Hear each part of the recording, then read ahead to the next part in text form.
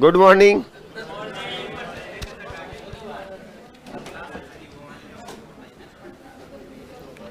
देखो क्या हुआ रे।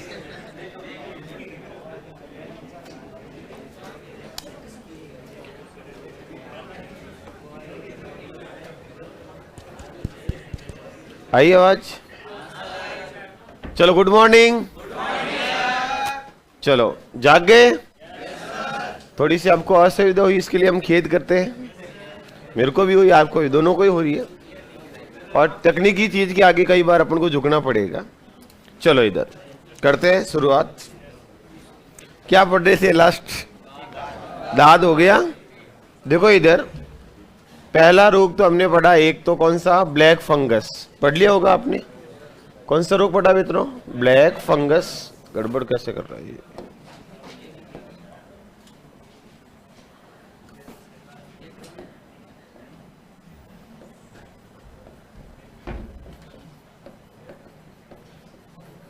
जिसको हमने क्या दिया था? Mucor mycosis.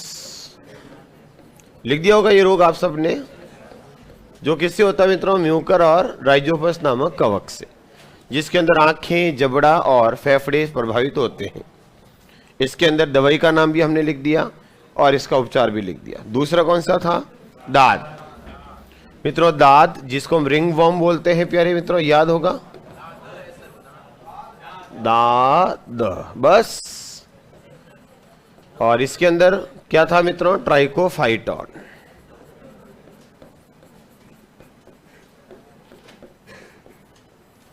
और इसमें क्या होगा? त्वचा पर खुजली चलेगी, जलन होगी और रिंग की तरह एक संरचना का निर्माण हो जाता है।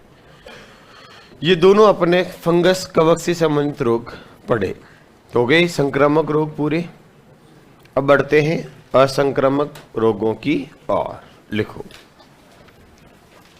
असंक्रामक रोग।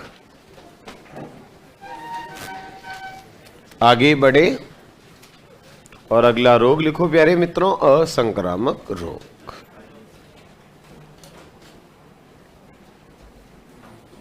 असंक्रामक रोगों की अपन बात करते हैं। कौन सी रोग करते हैं मित्रों? असंक्रामक, नॉन इन्फेक्शनल। ऐसे रोग, ये वे रोग होंगे मित्रों, वे रोग जो किससे फैलेंगे? निर्जीव कारक से। किससे मित्रों? निर्जीव एजेंट होगा, निर्जीव कारक से फैलते हैं। निर्जीव कारक से होंगे और रोगी द्वारा आगे से आगे नहीं फैलते। रोगी द्वारा आगे से या रोगी द्वारा नहीं फैलते। उन रोगों को अपन क्या बोलते हैं प्यारे मित्रों? असंक्रामक रोग। जैसे संक्रामक रोग, इन्फेक्शनल डिजीज जितनी भी होती है, वो सबसे पहले उसका जो रोग करता है वो हमेशा जीवित कारक होता है। जैसे वायरस, वायरस एक जीव हुआ कि नहीं हुआ? बैक्टीरिया, जीवाणु एक जीव हुआ कि नहीं हुआ? कवक, ये भी तो जीव हुए। फंगस, कृमि, ये भी जीव हुए। तो जीवों द्वारा जो फैलते हैं प्यारे मित्रों, वो एक गए संक्रामक। और दूसरा जीवों से होते हैं सजीव कारक से, और आगे से आगे रोगी द्वारा फैल सकते हैं। उनको हमने क्या नाम दिया मित्रों? संक्रामक रोग।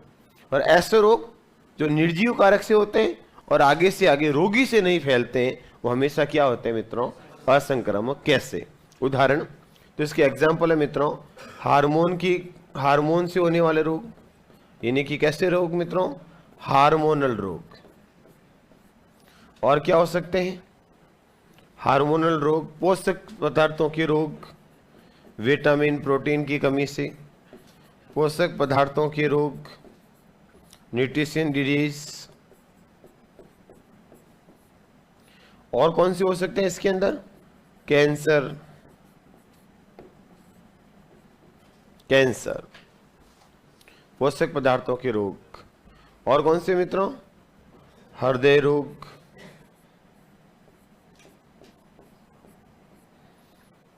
तो ऐसे रोग, जैसे मान लो किसी को कैंसर है तो हम उसके साथ खाएंगे पिएंगे, हमें कैंसर नहीं हो सकता, क्योंकि ये तो निर्जीव कारक अल्फा बीटा गामा किरणों से हो रहा है, सजीव कारक से नहीं हो रहा है। आया समझ में कहने का मतलब मेरा? जैसे किसी में मान लो डायबिटीज रोग है, अब डायबिटीज किससे हो रहा है? हार्मोन की वजह से, हार्मोन की कमी अधिकता से, तो रोग कैसा हुआ? हार्मोनल। तो बताओ किसी को डायबिटीज या शुगर और हम उसके साथ बैठ रहे तो हमें शुगर हो गएगा क्या? नहीं मित्रों, ये तो कमी ज्यादा से। अब मान लो किसी के अंदर प्रोटीन की कमी है, या किसी में कार्बोहाइड्रेट की कमी है, या किसी में वसा की कमी है, या वसा की अधिकता है, मोटापा है, तो क्या हमें भी पास बैठ के मोटापा आ सकता है क्या? तो पोषक पदार्थों के रोग, हार्मोनल रोग, कैंसर रोग, कुल मिला के ऐसे रोग जो निर्जीव पदार्थों से होते हैं वो कैसे कहलाते हैं? असंक्रामक। और जो जीवाणु, विषाणु, कवक, कृमि, सजीव कारक से होते हैं वो कैसे कहलाते हैं? संक्रामक। आया अंतर समझ में दोनों? एक एक को थोड़ा थोड़ा पढ़ते हैं। पहले पढ़ेंगे हार्मोन के कुछ रोग, फिर पढ़ेंगे पोषक पदार्थ, विटामिन। ये तो अलग से नया टॉपिक ही कर लेंगे। देखो आपके सिलेबस में सिर्फ इतना सा है, पोषक पदार्थों के रोग, उसका निवारण। इसका मतलब हम एक काम करेंगे, निवारण के लिए क्या क्या लेना, स्रोत भी तो चाहिए। तो इस टॉपिक को हम अलग से ही पढ़ लेते हैं। जस्ट कल पोषक पदार्थ करके विटामिन, कार्बोहाइड्रेट, नाम, रोग और स्रोत पूरा एक साथ ही पढ़ लेते, ताकि टॉपिक भी अलग ही हो जाएगा और अलग जोड़ के प्रश्न पूछ ले। एक व्यक्ति को रतौंधी होता है तो बताइए उसको भोजन में क्या लेना चाहिए? समझ गए ना? तो विटामिन ए का स्रोत गाजर, समझ गए ना? कहने मतलब ऐसा जोड़ के प्रश्न पूछ ले। भरोसा किसी बाप का भी नहीं करना है, जितना कोशिश करना उसके बारे में ज्यादा पढ़ना है। तो मैं इसको थोड़ा सा अलग से ही पढ़ाने का प्रयास करता हूं, जिसमें 500 600 जो भी है एक साथ ही पढ़ लेते। फिर कैंसर पूरा पढ़ लेते हैं इसको, और हृदय रोग पढ़ ही लिए तीनों। तो केवल अभी क्या पढ़ेंगे? हार्मोन और कैंसर। फिर पढ़ लेते हैं आंख के रोग, सीधे प्रश्न आते हैं आंखों के, लेंस वाले, ये भी तो असंक्रामक ही है। फिर पढ़ लेते हैं प्रदूषित पदार्थों के रोग, एक और जोड़ दो, प्रदूषण से प्रदूषित पदार्थ के रोग। ये भी आजकल वर्तमान में पर्यावरण प्रदूषण सबसे बड़ी समस्या है। लिखो प्रदूषित पदार्थों के रोग, पॉल्यूशन, तो पॉल्यूटेंट डिजीज, प्रदूषित पदार्थ के रोग, प्रदूषित पदार्थ के रोग लिख देते हैं इनको भी। तो ये अपन थोड़ा सा पढ़ लेते हैं। तो सबसे पहले लिखो हार्मोनल रोग, हार्मोन के रोग, हार्मोनल रोग।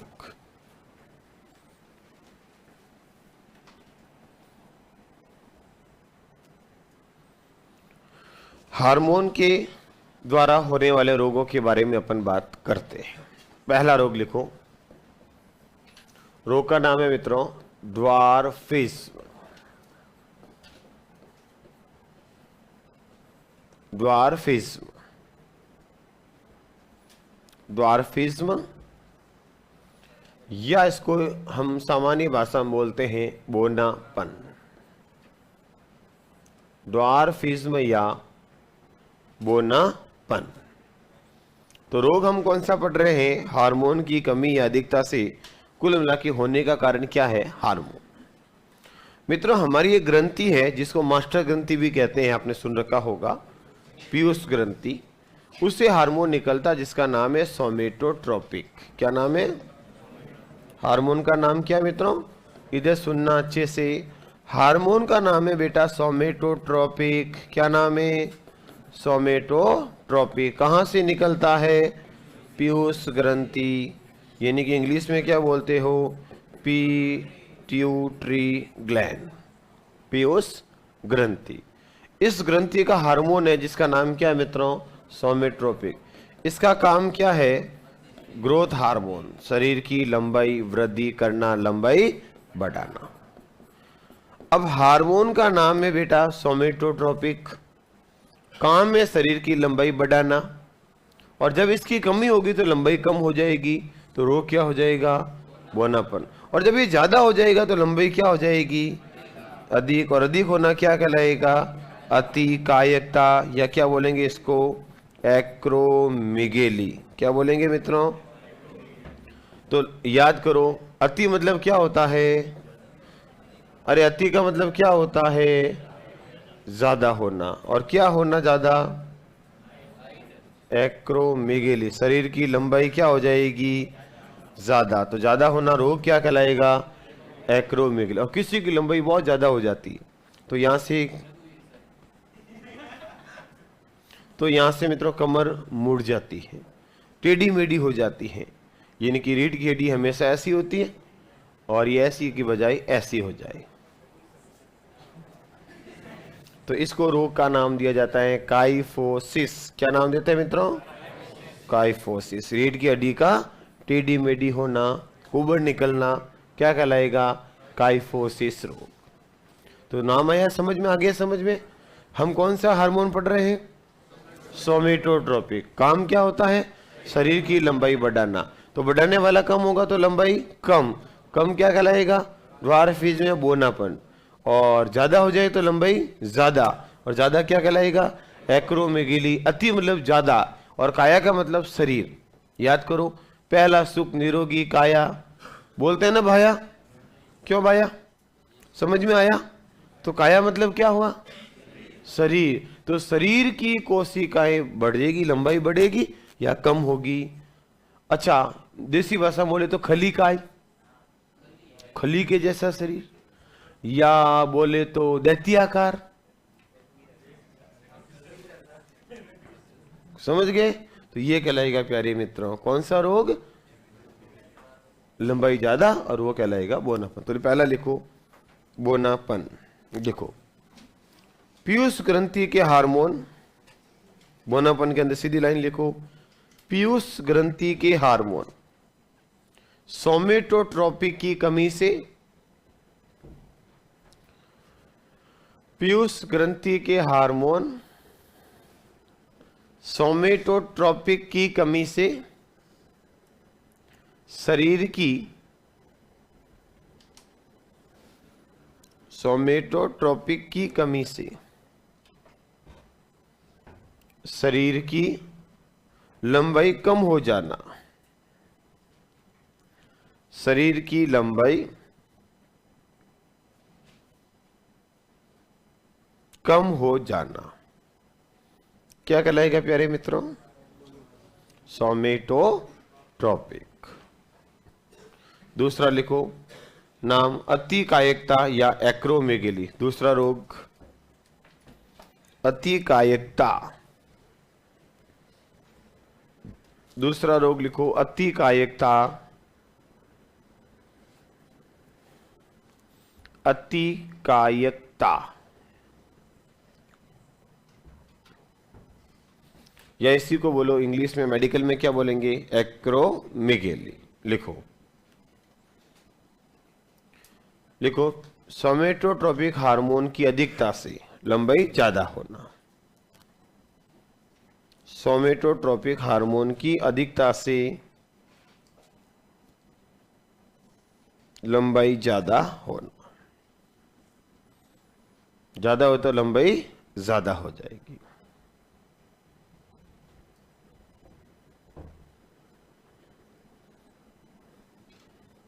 फिर अगला हार्मोन रोग लिखो तीसरा काइफोसिस। काइफोसिस।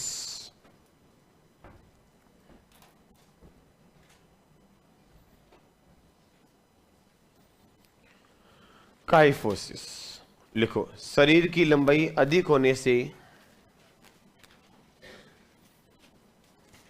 शरीर की लंबाई अधिक होने से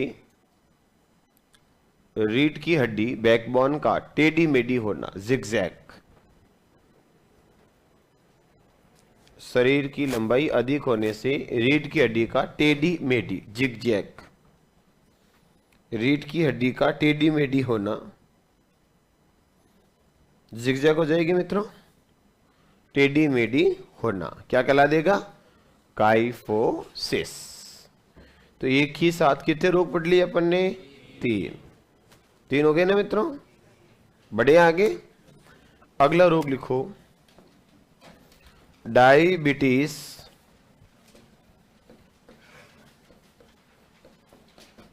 लिखो मित्रों डायबिटीज इंसिपिडस।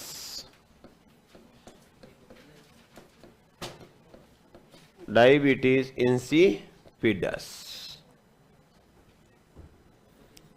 Diabetes insipidus. बताओ मित्रों ये किससे होता है? नहीं, इंसुलिन की कमी से होने वाला रोग नहीं है। अगर इंसुलिन की कमी से होने वाला रोग जब मैं आपको पढ़ाऊंगा आने वाले समय, जस्ट अगला रोग, तो वो लिखूंगा प्यारे मित्रों, डायबिटीज मेलाइटस होता है। क्या होता है मित्रों? Diabetes mellitus. इसको हम सामान्य भाषा के अंदर प्यारे मित्रों क्या बोलेंगे? मधुमेह, या क्या बोलेंगे? शुगर। तो सामान्य भाषा में मधुमेह या शुगर किसको बोलते हैं? डायबिटीज मेलाइटस को।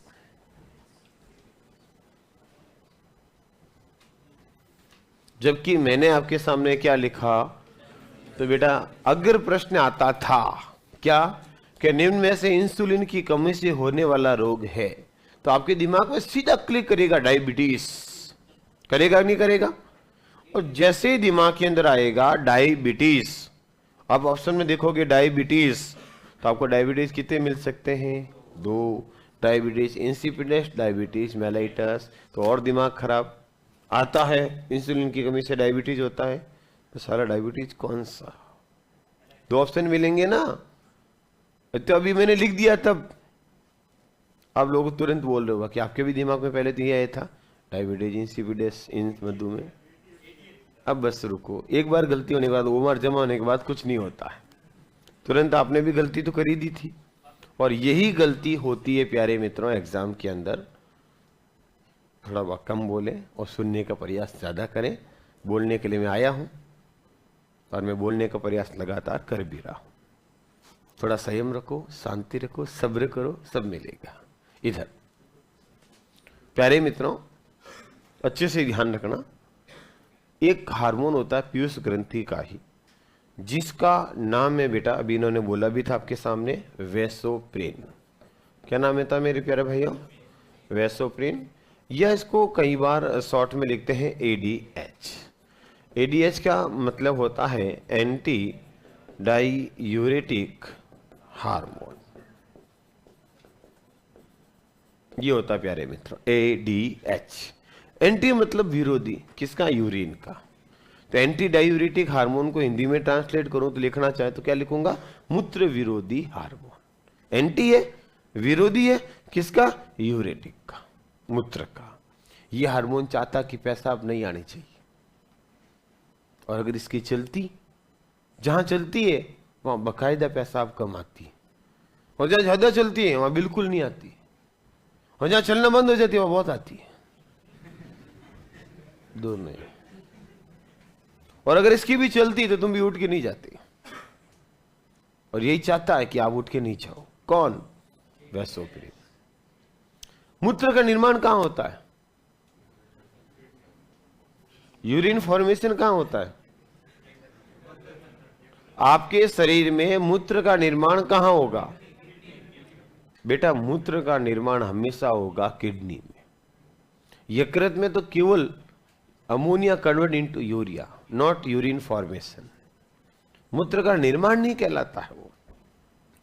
मूत्र का निर्माण तो होता है मेरे प्यारे विद्यार्थियों 3 स्टेप में। कितने चरणों में होगा? 3 चरणों में होगा, और वो किडनी में होगा। तो किडनी में जब मूत्र का निर्माण होता है तो पहला चरण होता है फिल्ट्रेशन, मूत्र का छन करके खून में से अलग होना। दूसरा चरण होता है रीऑब्जर्वेशन, पुनः अवशोषण, और तीसरा चरण होता है सिक्रेशन, स्त्रावण। 3 चरणों में यूरिन फॉर्मेशन होता है। चरण तो किडनी में होते 3, तो यकृत तो दूर दूर तक नाम ही नहीं रहा। इसीलिए तो किडनी खराब होने पर रोगी की मृत्यु होती है, क्योंकि मूत्र बनने का मतलब है यूरिन के अंदर जो अपशिष्ट पदार्थ है, यूरिया, अमोनिया, वो अलग होना। और जब किसी की किडनी खराब हो जाएगी तो यूरिया, अमोनिया जो रक्त के अंदर अपशिष्ट पदार्थ है वो नहीं रहेंगे, ज्यादा रहेंगे, अलग नहीं होंगे, तो खून अशुद्ध रहेगा, और अशुद्ध खून की वजह से रोगी की मृत्यु हो जाएगी। किडनी फेल होना, डायलिसिस सुना नाम आपने? जब किडनी खराब होने पर मशीन की सहायता से खून को साफ करके अलग करते हैं, अपोहन, जिसको कहा जाता है डायलिसिस। मूत्र का निर्माण मशीन के द्वारा क्या कहलाएगा? डायलिसिस, याद करो कई बार अपने सुना जिंदगी में, हॉस्पिटल जा रहे हैं डायलिसिस कराने के लिए, इनकी किडनी ढंग से काम नहीं कर रही। तो किडनी में होता है बेटा यूरिन फॉर्मेशन। जिस समय मूत्र का निर्माण होता है किडनी के अंदर नेफ्रॉन में, उस समय रक्त में से ये रक्त है, अरे भाई ये एक नली होती है जिसको हम कहते हैं नेफ्रॉन, इस तरह की, इसका अग्रभाग होता है बंद। ठीक है मित्रों, यहां कोशिकाएं होती है बहुत सारी रेशेदार, जिसको बोलते हैं पोडोसाइट। क्या बोलते हैं मित्रों? पोडोसाइट। फिर कुछ गुच्छे होते हैं कोशिकाओं को, जिसको बोलते हैं ग्लोमेरुलस, और ये दोनों मिलकर के कहलाते हैं बोमेन संपुट। और ये प्रश्न आया था लैब असिस्टेंट में, ग्लोमेरुलस कोशिका कहां होती है? नेफ्रॉन में। खत्म, ऊपर से टिप से प्रश्न पूछ लिया। यहां आती है खून की नली रक्त लेकर, और यहां फिर छोटी छोटी कोशिकाओं में बढ़ जाती है, फिर यहां से वापस आगे चली जाती है, और यहां से खून छन करके साफ हुआ, और साफ होकर खून गया और कचरा यहां आया। यहां से फिर प्यारे मित्रों जब खून छनता तो गलती से बहुत सारा जल और कुछ आयन, सोडियम, पोटेशियम, कोलसाइड्स, लवण गलती से छन करके मूत्र के साथ आ जाते हैं। तो इनका वापस लिया जाएगा ताकि शरीर के रूप में पानी की हानि, मूत्र के रूप में शरीर से पानी की हानि कम हो। तो वापस जो एक्स्ट्रा पानी आया गलती से ज्यादा छन करके, उसको वापस लिया जाएगा, और ये लेने का काम करेगा एडीएच, वैसोप्रिन। तो एक्स्ट्रा पानी आया उसको लिया जाएगा। इसके अलावा कुछ सोडियम, पोटेशियम आयंस आए, उनको भी लिया जाएगा। ये क्रिया कहलाएगी रीऑब्जर्वेशन, पुनः अवशोषण। और ये हो गया फिल्ट्रेशन, छनना परानिसी अंदर। फिर यहां कलेक्टिंग डक्ट होगी, मूत्र का क्या होगा? संग्रहण, और फिर यहां से मूत्र को त्यागा जाएगा। ये 3 चरण होते हैं मूत्र निर्माण के। पहला स्टेप क्या हुआ? रक्त का छनना। दूसरा स्टेप क्या हुआ? रीऑब्जर्वेशन। और तीसरा क्या हुआ? सिक्रेशन, बचा मूत्र उसको शरीर से बाहर निकालना। तो गलती से जो एक्स्ट्रा पानी और जल आया बेटा गलती से, उसको वापस लेने वाला हार्मोन कौन सा है? एडीएच, वैसोप्रिन। ये ज्यादा होगा तो पेशाब में से पानी ज्यादा ले लेगा, और ज्यादा लेगा तो मूत्र गाढ़ा हो जाएगा, और मूत्र के रूप में पानी की हानि कम होगी, जैसे ऊंट के अंदर। कहने का कैमल सप्ताह में 1 ही दिन पानी पीता, कारण उसमें एडीएच ज्यादा है, वैसोप्रिन ज्यादा है, तो उसका मूत्र गाढ़ा होता है। तो मूत्र के रूप में जल की हानि कम होती है, तो जल की हानि कम होगी तो जल बाहर कम जाएगा, तो अंदर कम चाहिए। तो जो रेगिस्तान के अंदर जंतु रहते हैं उसमें वीडीएच ज्यादा होता है। एक नाम सुनोगा कंगारू चूहा, बहुत ज्यादा एडीएच है, जो जिंदगी में कभी पानी नहीं पीता है, क्योंकि पेशाब कभी करते ही नहीं, पानी की हानि होती नहीं। तो ये एडीएच का काम है। अब मित्रों, जब भी कोई व्यक्ति नशा करता है तो नशे के समय उसको पेशाब ज्यादा आती है, और उसका गला ज्यादा सूखता है, उसको प्यास ज्यादा लगती है। क्योंकि नशे के समय प्यारे मित्रों एडीएच की मात्रा शरीर के अंदर कम हो जाती है, और एडीएच कम होने की वजह से एक्स्ट्रा पानी को लेने वाला एडीएच नहीं रहा, कम रहा, तो पानी को कम लेगा, और पानी को कम लेगा तो पेशाब के रूप में पानी ज्यादा चला जाएगा, और पेशाब में पानी ज्यादा तो पेशाब की मात्रा बढ़ गई, और पेशाब के रूप में पानी ज्यादा निकला तो शरीर में पानी की कमी हो गई, इसीलिए पेशाब ज्यादा होगा और गला जल्दी सूखेगा। अगर कोई व्यक्ति ऐसा रोज रोज करता है तो आपको पता है जैसा शरीर को हम ढालेंगे शरीर वैसा एडजस्ट करेगा। आपने मान लो डिसीजन लिया कि मुझे अब अच्छे से पढ़ना चाहिए, अब मैंने डिसीजन ले लिया कि मुझे इस किसी हालत में इस बार सरकारी नौकरी लगनी है, किसी हालत में मेरा एलडीसी में चयन होना चाहिए, और बेटा सबका तो चयन होगा नहीं, ये भी शाश्वत सत्य है। आप इतने बैठे हो, आपको बुरा लग सकता है, कड़वा लग सकता है, और मैं तो चाहता हूं लगना चाहिए, ताकि अंदर की आत्मा जगे, जो सोया हुआ जमीर है वो जगे। और आपने डिसीजन ले लिया कि मुझे आज के बाद मेरा टाइम टेबल थोड़ा सा मैं कड़ाई से पालन करूंगा और मैं डेली अब 4 बजे उठूंगा। आपने डिसीजन ले लिया कि भाई रात को तो मुझे जल्दी सोना पड़ता है क्योंकि मेरी आदत है कि मुझे नींद जल्दी आती है, लेकिन सुबह मैं जल्दी उठूंगा। पहले दिन जैसे ही 4 बजे अलार्म बजेगी, बड़ी खतरनाक आलस आएगा, नींद आएगा, मन करेगा आज सोने देते, कल से देखेंगे, होता है मन में। फिर एक आध दिन के छोड़ो यार कल देखेंगे, अगले दिन फिर के कल देखेंगे, तो कुछ नहीं होने वाला। और आपने डिसीजन ले लिया नहीं मुझे तो तुरंत उठना और पढ़ना है, तो 2 दिन 3 दिन 4 दिन बाद 10 दिन बाद आपको 4 बजे नींद आना अपने आप कम हो जाएगी और आपको 4 बजे अलार्म की जरूरत भी नहीं पड़ेगी। 4 बजते ही 4 बजे 2 मिनट पहले ही टप नींद खुलेगी, टक। याद करो कोचिंग आना शुरू हुआ, आपको कहा गया कि आपकी क्लास 8 बजे होगी, फिर कहा गया 7 से 12 था, अभी 8 से 10 क्लास चल रही है, 2 घंटे। सुनो मेरी बात, मैंने आपसे पूछा नहीं, मैं बोल रहा हूं, बेटा बोलो मत, उससे समय खराब होगा आपका। तो बेटा याद करो आपने 6 बजे की अलार्म लगाई, 1 दिन 2 दिन, और आज देखो 6 बजने से 2 दिन पहले आपकी नींद खुलेगी टप। ये क्या है? Adjustment, biological clock. उसी तरह से जो लगातार नशा करता है रोज रोज एडीएच कम होगा। रोज शाम को अल्कोहल पीते रोज शाम को क्या होगा? एडीएच कम कम कम कम कम, और एक समय ऐसा आएगा बॉडी एडजस्ट कर लेगी, एडीएच करनी चाहिए, तो उसको दिन में पेशाब की मात्रा बढ़ जाएगी, बार बार पेशाब आएगी, पेशाब के रूप में जल की हानि ज्यादा होगी, तो शरीर में पानी की कमी होगी, डिहाइड्रेशन हो जाएगा। इस कंडीशन को नाम दिया जाएगा डायबिटीज इंसिपिडस। आया समझ में रोग? लिखो लिखो मित्रों, वैसोप्रिन या एडीएच की कमी होने के कारण वैसोप्रिन या एडीएच, वैसोप्रिन या एडीएच की कमी होने के कारण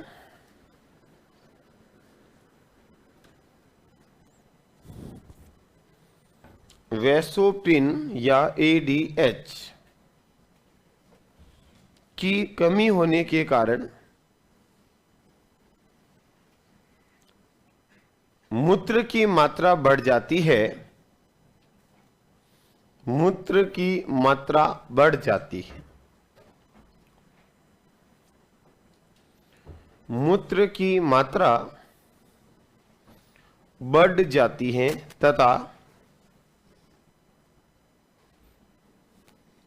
तथा शरीर में पानी की कमी हो जाती है, शरीर में पानी की कमी हो जाती है, जिसे डिहाइड्रेशन कहते हैं।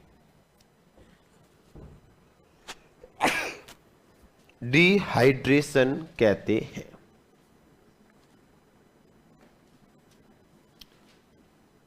बस, तो पानी की कमी होना, डिहाइड्रेशन होना ही क्या कहलाता है? Diabetes insipidus. किसकी वजह से मित्रों? नशीली वस्तुओं के सेवन से, ज्यादातर उनके अंदर ये रोग होता है।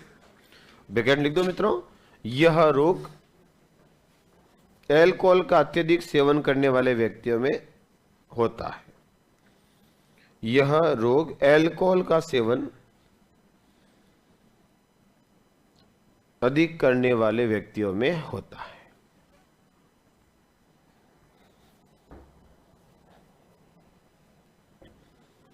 तो ये रोग हो गया प्यारे मित्रों आपका कौन सा? Diabetes insipidus. आ गया समझ में? आराम से उदाहरण देख के पूरा समझा दिया मैंने रोग को। दूसरा रोग लिखो, डायबिटीज मेलाइटस। दोनों पढ़ोगे, साथ पढ़ोगे तो पता रहेगा कि बॉडी में डायबिटीज 2 तरह के होते हैं।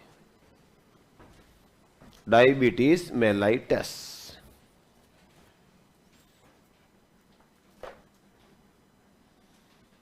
लिखो सा, डायबिटीज मेलाइटस, या इसी को क्या बोलते हो? मधुमेह, या इसी को क्या बोलते हो? शुगर।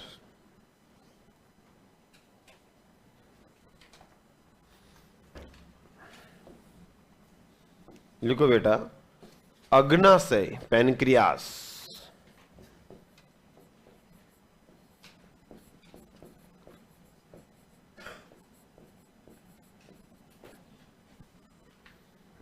अग्नाशय, पैनक्रियास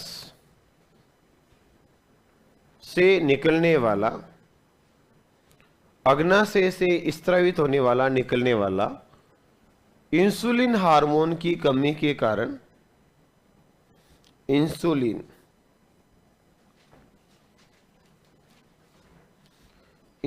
हार्मोन की कमी के कारण यह रोग होता है। इंसुलिन हार्मोन की कमी के कारण यह रोग होता है। तो अब रोग कौन सा पड़ रहा है बेटा? मधुमेह, या क्या नाम देंगे? डायबिटीज। याद रखना, डायबिटीज बॉडी में कितने होंगे? 2। कौन कौन से? इंसिपिडस और मेलाइटस। गलती मत करना आज के बाद।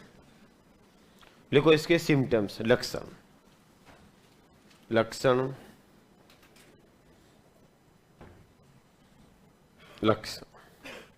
क्या मधुमेह के रोगी के लक्षण क्या होते हैं? लिखो, मूत्र की मात्रा बढ़ जाती है, बार बार पेशाब आएगी। लक्षण लिखो, सिम्टम्स। मूत्र की मात्रा बढ़ जाती है, लिखा। दूसरा लिखो, भूख व प्यास बार बार लगती है, बार बार रोटी खाएगा, बार बार जाएगा। भूख व प्यास की मात्रा बढ़ जाती है।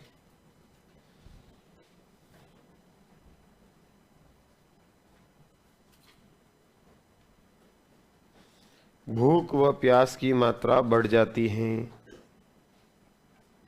लिख दिया। और लिखो, और क्या लक्षण होंगे? हाँ, रक्त का थक्का देरी से बनता है, ब्लड क्लोटिंग लेट होती है।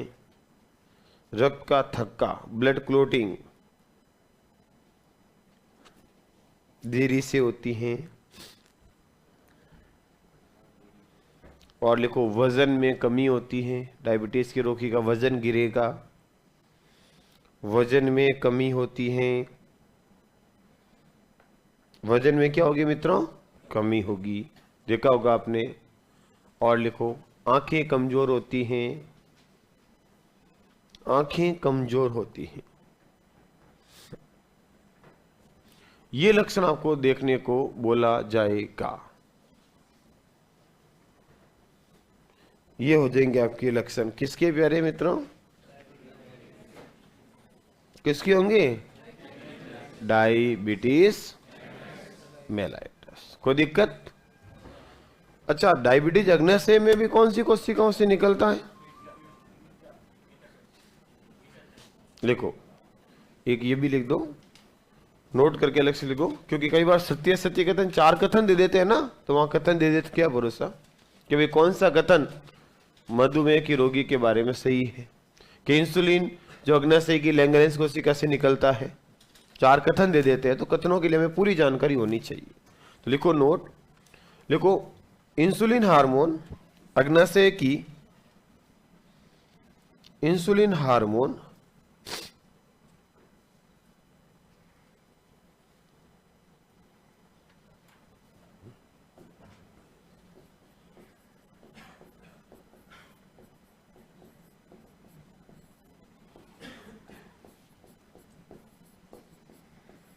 अग्नाशय की लैंगरहैंस कोशिकाओं की, Langerhans cell, Langerhans isolates, Langerhans कोशिका की बीटा कोशिका द्वारा निकलता है, बीटा कोशिका द्वारा निकलता है।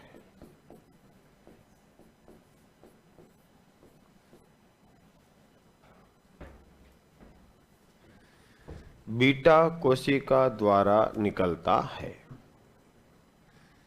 तो हार्मोन कौन सा मित्रों? इंसुलिन। कहां से निकलता है?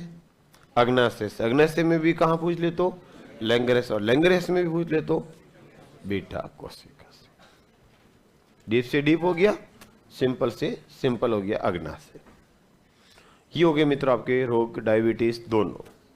अगला रोग लिखो, गलगंट, गेंगा या गोइटर।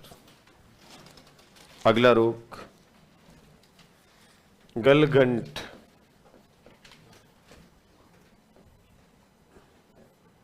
इसी को क्या बोलते हैं अपन? गेंगा, या क्या बोलते हैं मित्रों? गोइटर। गलगंट, गेंगा या गोइटर। चाहे गलगंट कह दो, चाहे गेंगा कह दो, चाहे गोइटर कह दो, एक ही बात है। गलगंट, गेंगा या गोइटर। ये किससे होगा? आयोडीन। और आयोडीन की कमी होने पर किसकी कमी होगी? अरे भाई आयोडीन सबसे पहले क्या होगा? कम। तो आयोडीन कमी होने पर क्या कम होगा? Thyroxine hormone. तो हार्मोन तो कम कौन हुआ? और थायरोक्सिन कम क्यों हुआ? आयोडीन की कमी से। तो प्रश्न आ जाए, गलगंट होता है आयोडीन, ब्रोमीन, ऐसे ऑप्शन दे दे, कैल्शियम, फास्फोरस, तो हो जाएगा आयोडीन।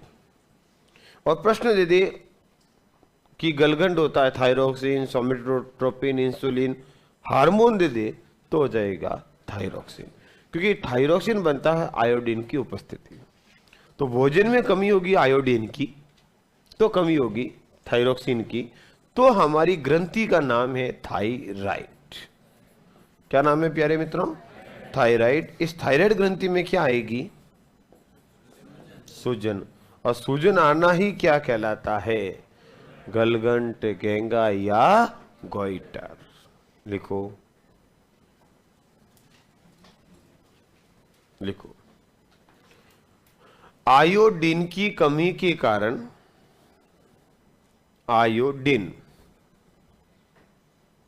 आयोडीन की कमी के कारण थायराइड ग्रंथि में सूजन आ जाना। थायराइड ग्रंथि में सूजन आ जाना, आयोडीन की कमी के कारण थायराइड ग्रंथि में सूजन आ जाना, गलगंट, गेंगा, गलगंट, गेंगा या गोइटर कहलाता है। गलगंट, गेंगा या गोइटर कहलाता है। क्या कहलाएगा मित्रों? गलगंट, गेंगा या गोइटर। नेक्स्ट, अगला रोग लिखो।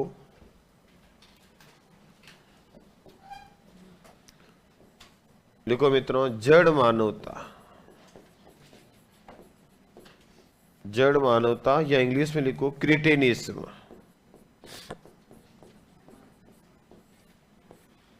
जड़ मानवता, इसी को बोलते हैं क्रिटेनिज्म। जड़ मानवता, यह क्या बोलेंगे? क्रिटेनिज्म। किसको कहते हैं क्रिटेनिज्म? जड़ मानवता को। जड़ मानवता किसको बोलते हैं? क्रिटेनिज्म को। ठीक है, गजब। बेटा आयोडीन, यदि कोई लेडी प्रेग्नेंट है और उसके शरीर के अंदर आयोडीन की कमी है, तो थायरोक्सिन की कमी होगी। और थायरोक्सिन हार्मोन मां के गर्भ में जब पूरे शरीर के बच्चे के शरीर का विकास हो रहा होता है, उस दौरान उसके मस्तिष्क का जो विकास होता है वो थायरोक्सिन हार्मोन करवाता है। तो लेडी प्रेग्नेंट है, आयोडीन की कमी है, तो थायरोक्सिन की कमी होगी, तो बच्चे के मस्तिष्क का विकास नहीं होगा, तो बच्चा मंदबुद्धि होगा। उस मंदबुद्धि बालक को नाम दिया जाएगा क्रिटेनिज्म। आया समझ में? अब ऐसा मत करना, मान लो कोई लेडी प्रेग्नेंट कह ले नमक का कटोरा ले चम्मच, कहते तो नमक ही नमक खा, तो याद रखना अति सर्वत्र वर्ज्यति। क्योंकि थायरोक्सिन अगर ज्यादा हुआ तो ये बीपी बढ़ाता है, ये ब्लड प्रेशर को बढ़ाने वाला है। तभी तो कहते हैं किसी की बीपी हाई होती है तो कहते आप नमक मत खाओ या आप नमक का सेवन कम कर दो, कारण नमक की ही तो आयोडीन का स्रोत है। तो आप ज्यादा नमक खिलाओगे तो हो सके बहुत ज्यादा खिलाया, बीपी बहुत ज्यादा हाई होगी तो बच्चा समय से पहला हो गया, किसका विकास कराओगे? इसलिए याद रखना, अति सर्वत्र वर्ज्यते। ये भी मत करना। मैं ऐसे एक बार पढ़ा रहा था कांस्टेबल के बैच में, तो एक बच्चा बैठा बैठा कह रहा, अरे यार आज पता चला। क्या पता चला ऐसा? कि मेरी माँ ने आयोडीन का ध्यान रखा होता तो पिछली भर्ती में ही लग जाता। ऐसा भी कुछ नहीं है। ध्यान लिखो, लिखो प्यारे मित्रों, लिखो आयोडीन की कमी के कारण, आयोडीन की कमी के कारण थायरॉक्सिन की कमी से, थायरॉक्सिन की कमी से, आयोडीन की कमी के कारण थायरॉक्सिन की कमी से उत्पन्न, थायरॉक्सिन की कमी से उत्पन्न मंदबुद्धि बालक, मंदबुद्धि बालक क्रिटेनिज्म कहलाता है। मंदबुद्धि बालक क्या कहलाएगा प्यारे मित्रों? क्रिटेनिज्म। याद रह जाएगा। बढ़ो आगे, अगला लिखो हाशीमोटो रोग। अगला लिखो हाशीमोटो, हाथीमोटो नहीं, हाथी तो मोटा ही होता है। हाशीमोटो रोग याद रह जाएगा। हाथीमोटो रोग, हाशीमोटो डिजीज हिंदी इंग्लिश कॉमन ही है। हाशीमोटो रोग कौन सा रोग पढ़ रहे हैं अपन? लिखो हाशीमोटो रोग।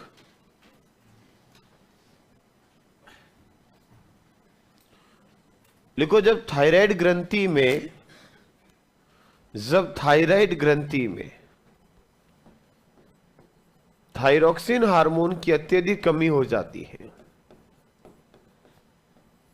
थायराइड ग्रंथि में थायरॉक्सिन हार्मोन की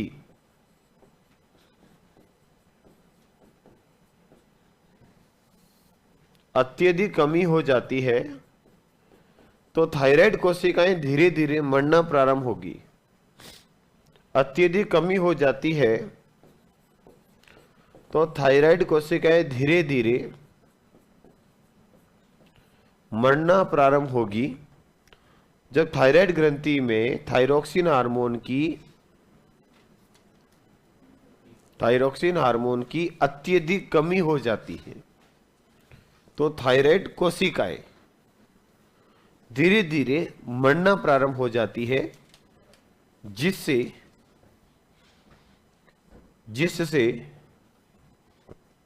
थायराइड की मृत्यु हो सकती है, जिससे थायराइड ग्रंथि की मृत्यु हो सकती है। जब थायराइड ग्रंथि में थायरॉक्सिन की कमी से अत्यधिक कमी हो जाती है तो थायराइड कोशिकाएं धीरे धीरे मरना प्रारंभ हो जाती है। यही लिखा ना, जिससे थायराइड की मृत्यु हो सकती है। इस कारण से थायराइड की आत्महत्या, सुसाइड ऑफ थायराइड देखो आगे, इस कारण से थायराइड की आत्महत्या का रोग भी कहते हैं। इस कारण इसे थायराइड की आत्महत्या का रोग कहते हैं।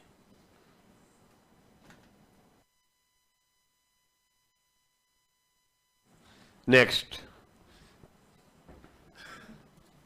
बढ़े आगे। ये हो गया प्यारे मित्रों हाशीमोटो रोग। प्रश्न आए तो ऐसा आएगा, सुसाइड ऑफ थायराइड, थायराइड की आत्महत्या का रोग किसे कहते हैं? ये प्रश्न अपने सीधा सीधा राजस्थान बोर्ड की बुक में भी लिखा हुआ है। सीधा प्रश्न उठा दे तो सीधी लाइन है। 12वीं की किताब में अच्छे से दे रखा है इस रोग को। तो मैं आपकी 12वीं तक के सभी रोगों को अच्छे से पढ़ा रहा हूं, तो पढ़ना तो आपको पड़ेगा और याद आपको करना पड़ेगा। क्या करना है ये मैं लिखा ही रहा हूं। बढ़े आगे। नेक्स्ट, अगला रोग लिखो प्यारे मित्रों, एक और लिख देते हैं, एक्सोप्थेल्मिया।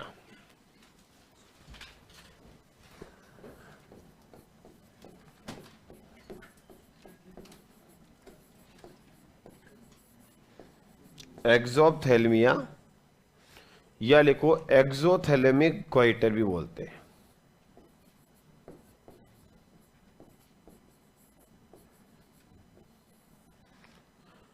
एक्सोथैलेमिक गोइटर।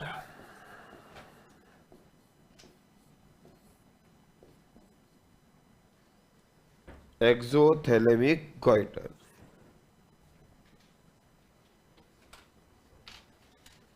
Exophthalmic goitre. देखो इसके अंदर जब आयोडीन की अधिकता हो जाती है, आयोडीन ज्यादा हो जाएगा, जब आयोडीन की अधिकता हो जाती है, जब आयोडीन की अधिकता हो जाती है, क्या हो जाती है मित्रों? आयोडीन की अधिकता, आयोडीन की अधिकता हो जाती है तो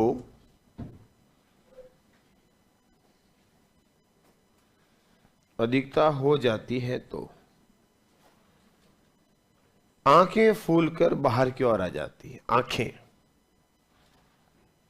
फूलकर बाहर की ओर आ जाती है। आयोडीन की अधिकता हो जाती है तो आंखें फूलकर बाहर की ओर आ जाती है। आंखें मित्रों बड़ी बड़ी हो जाएगी, उभरी जाएगी और बाहर निकल जाएगी। इसको नाम देंगे एक्सोथैल्मिया या एक्सोथैलेमिक गोइटर। ये हो गए आपके तीन मुख्य, चार रोग मैंने लिखा दिए। किससे रिलेटेड है? थायराइड ग्रंथि, थायरॉक्सिन, जो कि दैनिक जीवन में एक बहुत बड़ी समस्या भी चल रहा है, रिलेटेड है। अगला रोग लिखो मित्रों, जो हार्मोनल अनबैलेंस होने से हो जाते हैं। तो एक लिखो गायनेकोमेस्टिया। अगला रोग ग्रंथि का ही है, हार्मोन का ही है, गायनेकोमेस्टिया।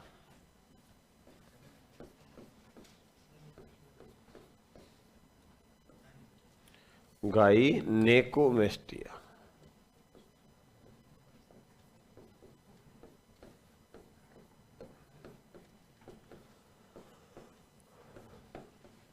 लिखो मित्रों गायनेकोमेस्टिया। तो हार्मोन का नाम क्या है? गायनेकोमेस्टिया लिखा होगा, गायनेकोमेस्टिया। लिखो मित्रों, यह सबसे पहले तो लिखो लैंगिक हार्मोन असंतुलन से होता है। सेक्स हार्मोन, लैंगिक हार्मोन अनबैलेंस, लैंगिक हार्मोन असंतुलन से होता है।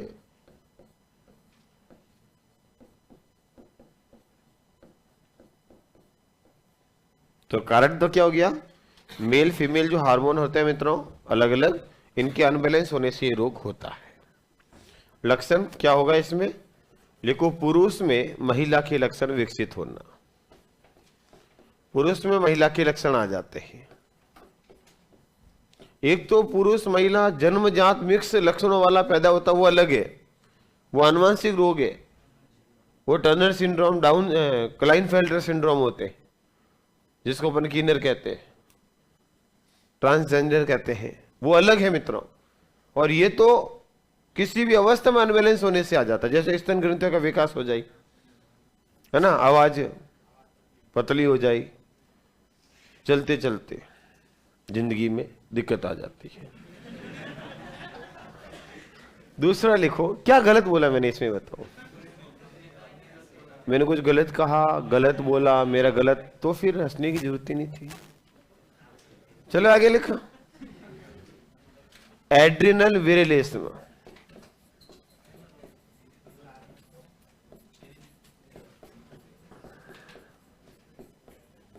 लिखो एड्रिनल विरिलिज्म।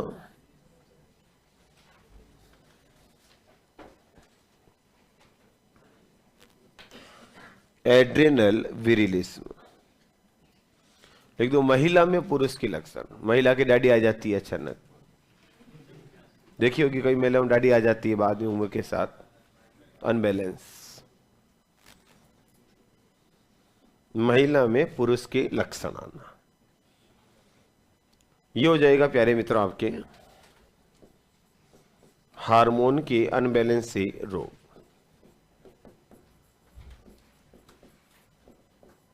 तो हार्मोनल रोग मैंने ज्यादा नहीं लिखा है, वही लिखा है जो अपने काम के हैं और जो चर्चा में है वो पर्चा में आ जाए। नेक्स्ट आगे बढ़ते हैं और लिखो प्रदूषित पदार्थ के रोग। 5 रोग है, वो भी सीधे लिख देते हैं। 4 रोग पॉल्यूशन के मुख्य रोग जो कभी चर्चा में और आपकी किताबों में दिए हुए हैं 9th 10th कहीं ना कहीं, उनको मैं लिखाऊंगा।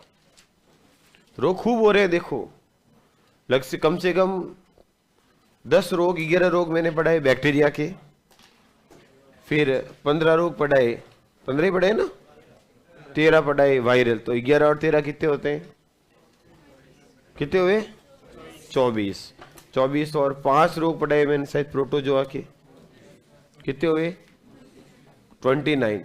3 रोग पढ़ाए मैंने कृमि के, कितने हुए 32। फिर 2 रोग पढ़ाए फंगस के पढ़ाए ना, कितने हुए 34। फिर ये कितने हुए 11 पढ़ा दी गया, ये 11 हो गए क्या, हार्मोन के ज्यादा हो गए। फिर कितने हो गए 45 और 5 रोग अभी ये पढ़ा देता हूं 50। और फिर एक कैंसर हो जाएगा और फिर 10 रोग पढ़ेंगे आनुवांशिक जेनेटिकल, कितने हो गए 70 के आसपास। हम इतने रोग मैंने आपको पढ़ा दिए, बातों ही बातों में लगा कि 70 रोग पढ़ रहे हैं और इससे भी बाहर चला जाता है तो फिर इसको लकी के इससे ज्यादा और किताब मास्टर पढ़ा सकता है। हालांकि 100% नहीं जाएगा क्योंकि पूरी कोशिश की, हमने छोड़ा ही नहीं कुछ। वैसे अब 70 रोग बड़ी चीज होती है, नाम सुनते ही कहीं को दादे तसास यही रह जाती है, पर बातों ही बातों में ढंग से ही पढ़ाया है ना, कुछ याद भी है ना, और प्रयास पूरा किया ज्यादा से ज्यादा पढ़ाने का, और समय ज्यादा नहीं लिया मैंने। कोई को कहते 70 रोग पढ़ाया कितना महीने भर पढ़ाया क्या, फिर नहीं 5 दिन 4 दिन, सही है। तो लिखो फिर बातें करो। हाँ लिखो प्रदूषित पदार्थ के रोग। इसीलिए मैं कहता हूं कम लिखो, शब्द कम रखो ताकि ज्यादा पढ़ा जा सके। कम पेज में ज्यादा पढ़ना तो फिर लिखना कम, समझना ज्यादा, और काम की चीज कचरा नहीं करना। लिखो इधर एक तरफ लिखो मित्रों पदार्थ, प्रदूषित पदार्थ के रोग में एक तरफ लिखो पदार्थ और दूसरी तरफ लिख दो रोग। ज्यादा पेज नहीं बढ़ना इसमें क्योंकि इतने रोग हो गए, हमें याद भी रखना है, केवल पेज नहीं बढ़ना है। तो एक तरफ लिखो पदार्थ और दूसरी तरफ इसका नाम, बस ये 2 चीज अपन याद रखेंगे तो अपना काम हो जाएगा। पहला लिखो पारा। पारा या इसको बोलते हैं मरकरी, Hg, पारा। बताओ पारे से कौन सा रोग होगा, सीधा प्रश्न आता है। जल में पारे के प्रदूषण से होता है, बहुत इंपॉर्टेंट है। कौन सा रोग, मीना माटा रोग, बस इतना सा याद रखना। पारे के प्रदूषण से कौन सा रोग होगा मित्रों, मीना माटा। या सीधा मीना माटा किससे होता है, पारा से, इससे ज्यादा नहीं आएगा। क्योंकि मित्रों इस रोग में क्या हुआ, ये जो अलग अलग रोग है इनको केवल नाम दिए गए हैं। जैसे एक झील थी मित्रों जिसका नाम था मीना माटा, उसके आसपास एक फैक्ट्री थी जो पारे के उपकरण बनाती थी, थर्मामीटर वगैरह, और वो अपना जो वेस्ट मटेरियल थी पानी वो झील के अंदर छोड़ती थी। धीरे धीरे उस झील में रोज ये प्रदूषण पानी छोड़ती अपना। एक दिन ऐसा आया कि उस झील में इतना पारा बढ़ गया कि सारी जलीय जीव मछलियां वगैरह उसमें मर गई। किसकी वजह से मरी, वो पारा का जल शरीर में जाने से। तो उस झील के सम्मान में नाम दे दिया मीना माटा। जब भी कोई के शरीर में किसी में गलती से पारा अंदर चला जाए और पारा अंदर जाने से उसकी मौत हो जाए तो रोग हो जाएगा मीना माटा। तो केवल ये लक्षण और नाम दिया गया, समझ गए कहने का मतलब। तो दूसरा लिखो कैडमियम।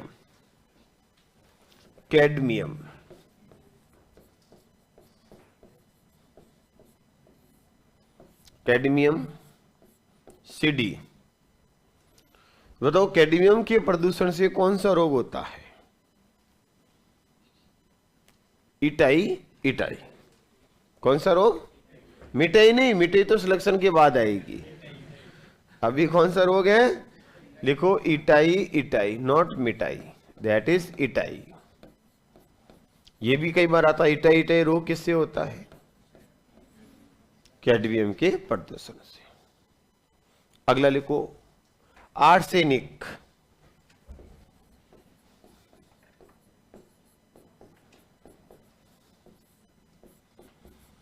आर्सेनिक के प्रदूषण से कौन सा? वही जो होगा, लिखो ब्लैक फुट रोग।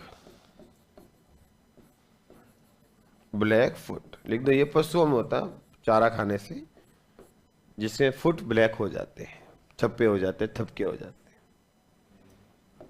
अगला लिखते हैं फ्लोराइड से। फ्लोराइड बताओ फ्लोराइड के प्रदूषण से कौन सा रोग होगा? फ्लोरोसिस। कुबड़ पट्टी, बाका पट्टी याद आया?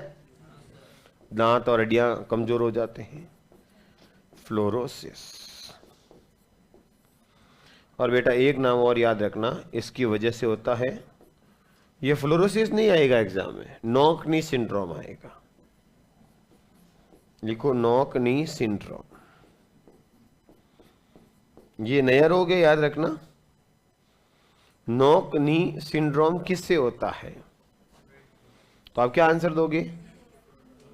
बच्चे जो होते हैं ना मित्रों, छोटे बच्चे, उनको हम पानी पिला रहे, ऐसा पानी पिलाए जिसमें फ्लोराइड ज्यादा हो, तो ऐसा पानी पीने से बच्चे के घुटने मुड़ जाते हैं। नी देख लो, नॉक नी मतलब क्या हुआ? घुटने नॉक हो जाते हैं, मुड़ जाते हैं, लॉक हो जाते हैं, तो इसको नाम दिया नॉक नी सिंड्रोम। तो किससे हो रहा है ये? फ्लोराइड युक्त पानी पिलाने से बच्चों को। अगला लिखो नाइट्रेट, एफ। फ्लोराइड का क्या होगा बेटा? अरे फ्लोराइड का ग्रुप याद है?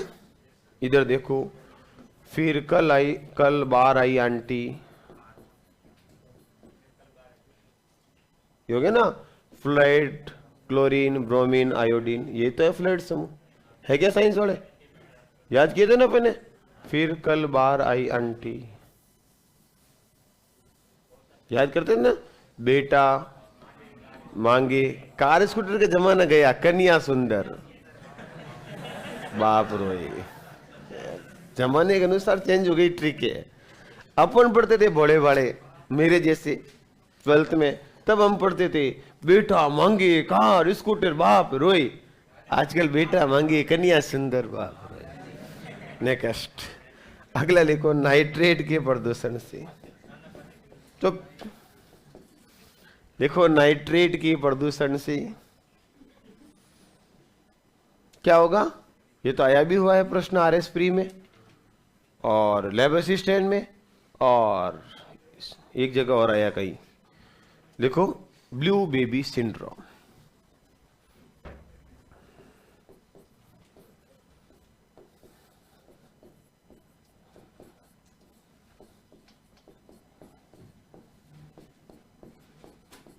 कौन सा रोग होगा मित्रों? Blue baby syndrome. किसके प्रदूषण से? नाइट्रेट। मतलब बच्चे को ऐसा पानी पिलाया जाए जिसमें नाइट्रेट का प्रदूषण ज्यादा हो, तो शरीर नीला नीला हो जाता है। याद करो, पढ़ा रखा है।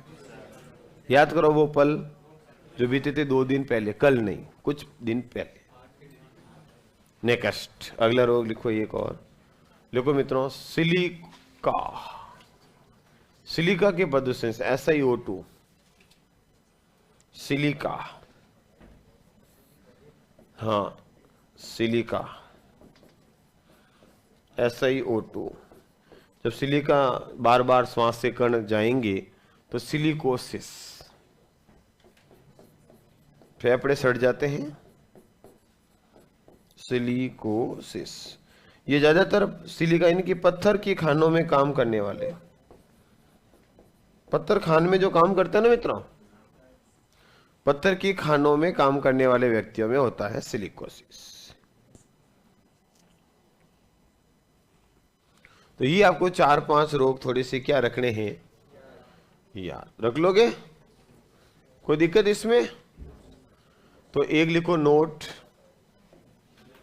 प्रदूषण का एक रोग और लिख देते हैं। लिखो एम्फाइसीमा।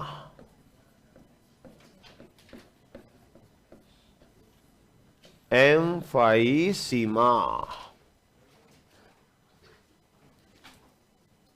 एक रोग और लिखो, एम्फाइसीमा, जिसमें सीमा पार हो जाए किसकी? स्मोकिंग की। याद आ जाएगा? एम्फाइसीमा, सीमा क्रॉस कर दे किसकी?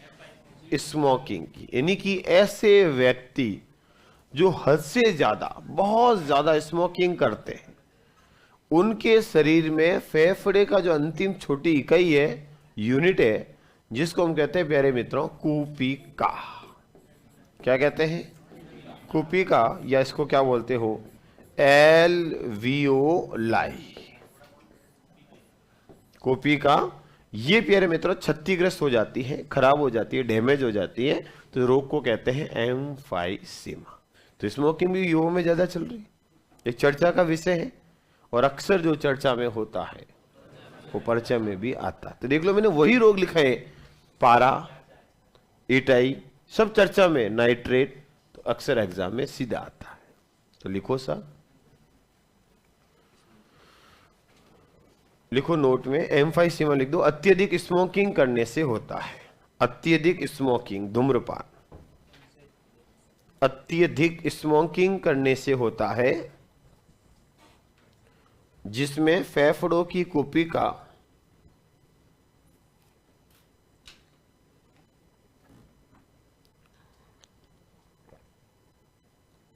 जिसमें फेफड़ों की कुपिका क्षतिग्रस्त हो जाती है। जिसमें फेफड़ों की कुपिका, एल्वियोलाई, क्षतिग्रस्त हो जाती है, इस रोग को अपन नाम देंगे एम्फाइसीमा। तो ये कुछ रोग हो गए मित्रों, किसके? प्रदूषण के। एक रोग अभी बहुत ज्यादा बढ़ रहा है प्रदूषण से, रोगी भी भारत में बढ़ रहे हैं, लिखो अस्थमा या दमा। नोट के अंदर एक रोग और लिख दो, अस्थमा या दमा।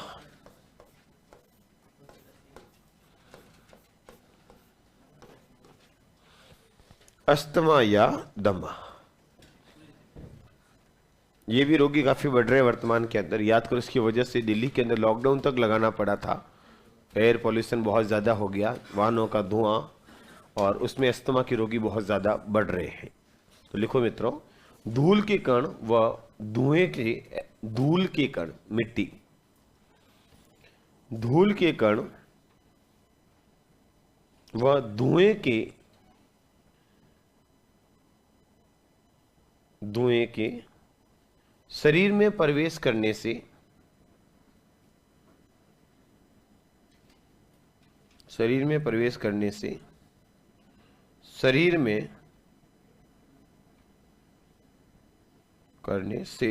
में इसके खिलाफ एलर्जी उत्पन्न होती है। शरीर में एलर्जी उत्पन्न होती है,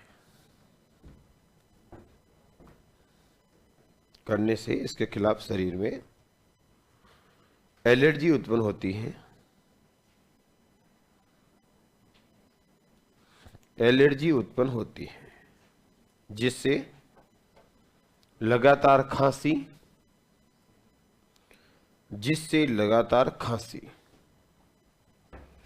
व शरीर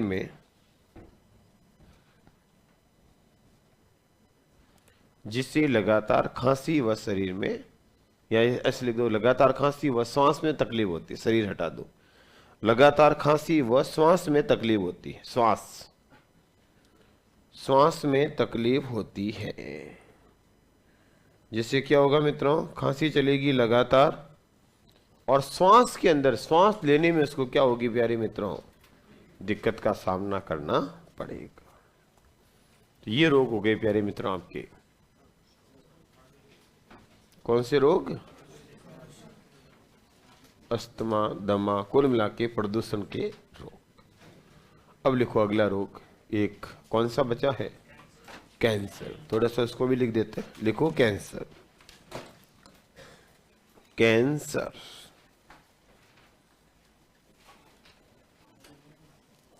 कैंसर लिखा। कैंसर क्या हुआ? नोट तो पूरा हो गया बेटा, जिसमें 2 रोग लिखने थे, एम्फाइसीमा और अस्थमा। हाँ सर, बढ़ूं तो फिर आगे। चलो अगला रोग कौन से बढ़े? कैंसर। देखो इधर बोर्ड पे देखना, कैंसर को ज्यादा लंबा चौड़ा नहीं खींचते हैं, सीधे काम काम की बात करते हैं, नहीं तो रोग बहुत ज्यादा हो जाएंगे फिर। देखो इधर केवल आपके काम की चीज देखते हैं। सबसे पहले कैंसर शब्द का अर्थ क्या है? कैंसर अर्थ क्या है?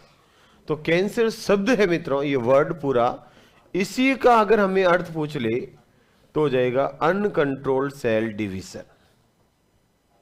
क्या होगा इसका अर्थ? अनियंत्रित कोशिका विभाजन। यानी कि कोशिका का विभाजन लगातार एकदम खतरनाक तरीके से होना, अनियंत्रित कोशिका विभाजन होना क्या कहलाता है? कैंसर। ध्यान रखना मित्रों, कैंसर जो होता है यह एक जीन की वजह से होता है, और उस जीन का नाम है ऑन्कोजीन। क्या नाम है मित्रों? सामान्य अवस्था में ये हमारी सभी कोशिकाओं के अंदर पाई जाती है शरीर की, और ये निष्क्रिय होती है, यानी कि इसका इनएक्टिव फॉर्म में होती है, यानी कि इसका शरीर में कोई काम ज्ञात नहीं है। लेकिन कुछ पदार्थ ऐसे होते हैं, उन पदार्थों को अपन कहते हैं कार्सिनोजन। क्या कहते हैं मित्रों? कार्सिनोजन, यानी कि जो कैंसर उत्पन्न करते हैं। तो कैंसर उत्पन्न करने वाले पदार्थ जो होते हैं उनको कहा जाता है कार्सिनोजेंस। जैसे तंबाकू के अंदर क्या होता है प्यारे मित्रों? निकोटीन।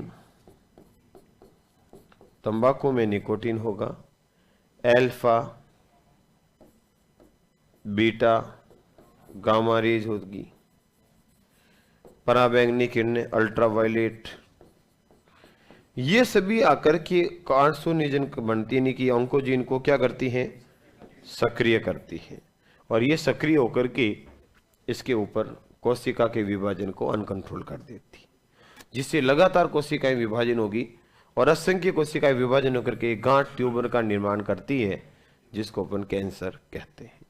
ऑन्कोजीन के कारण ही कैंसर का अध्ययन करना कहलाता है ऑन्कोलॉजी। स्टडी ऑफ कैंसर क्या कहलाएगा मित्रों?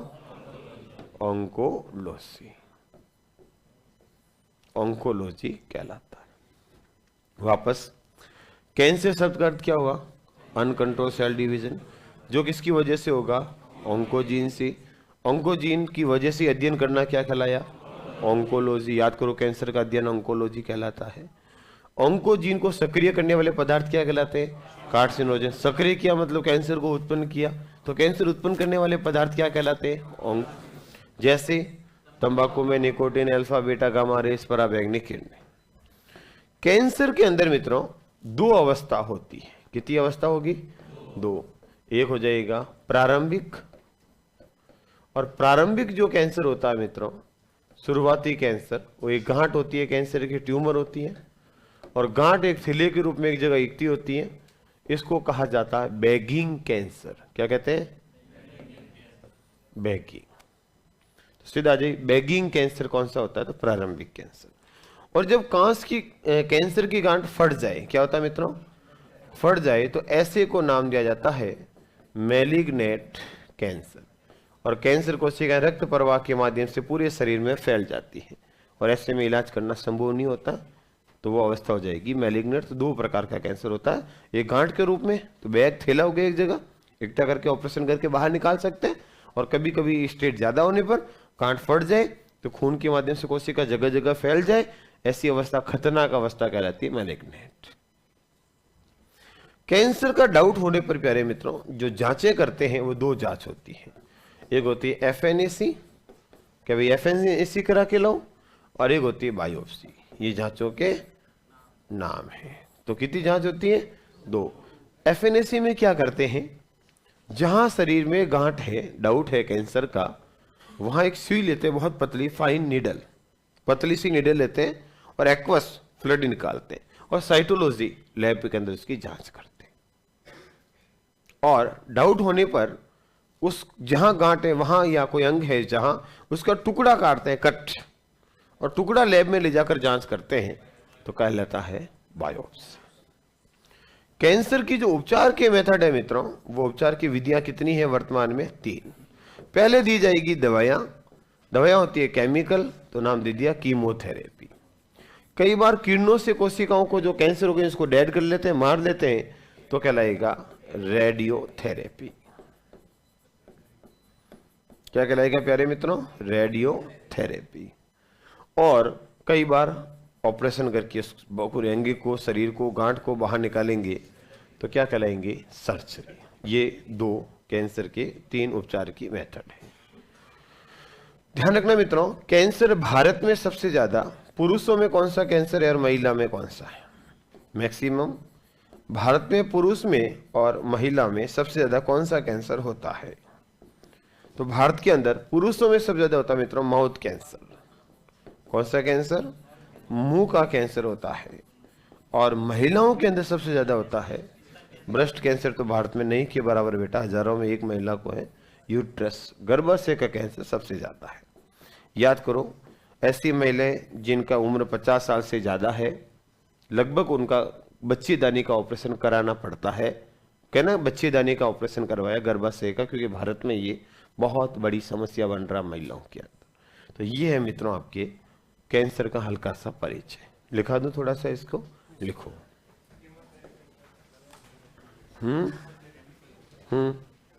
रेडियोथेरेपी। कीमोथेरेपी क्या होता है? तुम कभी हॉस्पिटल गए, बुखार आया, टैबलेट ली, रसायन है कि नहीं है, तो उपचार किया किसके द्वारा? केमिकल से, तो हो गया केमो। और थेरेपी मतलब उपचार का तरीका। तो दवाई देकर उपचार करना क्या कहलाया? कीमोथेरेपी। लिखो कैंसर शब्द का अर्थ। सबसे पहला हेडिंग लगो कैंसर, आराम से मैं बोलूंगा, आप लिख देना। लिखो कैंसर शब्द का अर्थ अनकंट्रोल्ड सेल डिवीजन, अनियंत्रित कोशिका विभाजन। लिखो कैंसर शब्द का अर्थ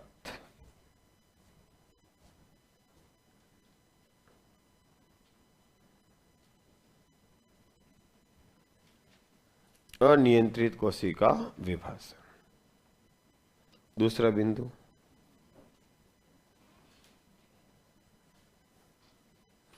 लिखो कैंसर की जीन, डैश कर लिखो ऑन्कोजीन। कैंसर की जीन ऑन्कोजीन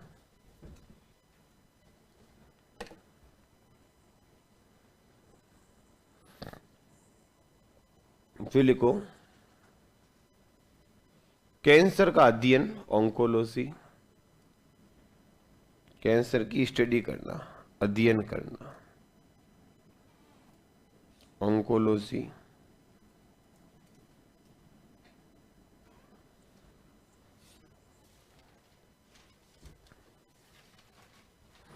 कैंसर का अध्ययन करना क्या कहलाएगा? ऑन्कोलॉजी। नेक्स्ट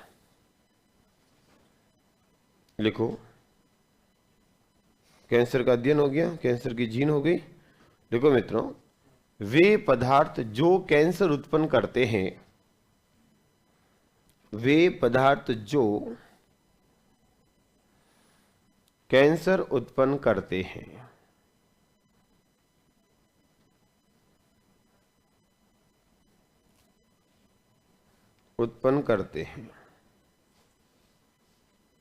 कार्सिनोजन कहलाते हैं। वे पदार्थ जो कैंसर उत्पन्न करते हैं कार्सिनोजन कहलाते हैं। क्या कहलाएंगे मित्रों? कार्सिनोजन।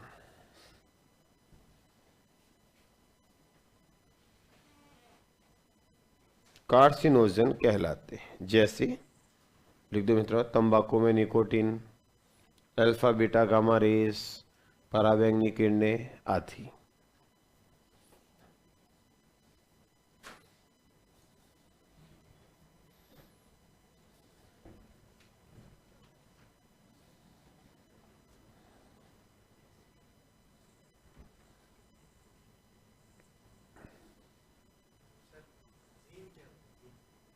जीन क्या होती है? Unit of genetics.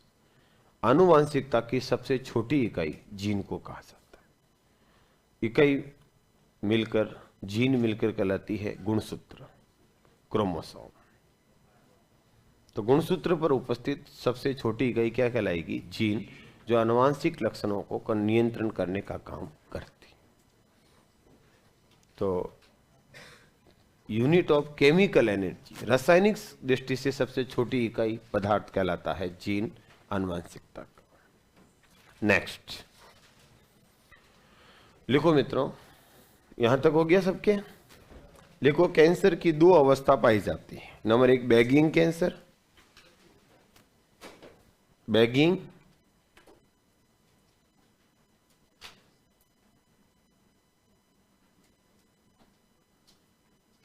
Bagging cancer, bagging cancer, इसमें लिख दो बैगिंग कैंसर, टेस्ट करके लिखो। कैंसर की शुरुआती अवस्था जिसमें एक गांठ का निर्माण होता है, बैगिंग, BAGING करना, बैगिंग। हाँ डबल जी होगा ना, फिर पहले तो हो गया bag, BAC, bagging, bagging cancer.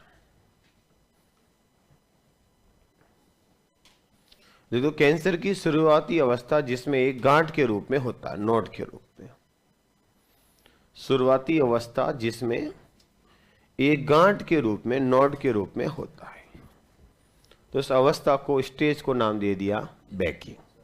फिर लिखो मित्रों दूसरा मैलिग्नेंट कैंसर, मैलिग्नेंट कैंसर,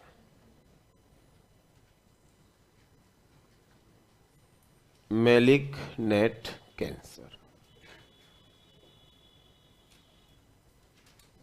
लिखो इसके अंदर मैलिग्नेंट, लिखो जब कैंसर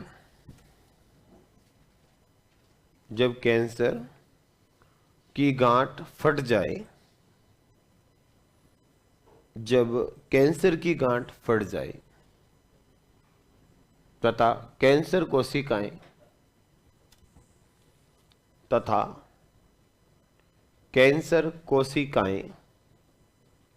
रक्त प्रवाह के माध्यम से, कैंसर कोशिकाएं रक्त प्रवाह के माध्यम से शरीर के विभिन्न भागों में फैल जाए,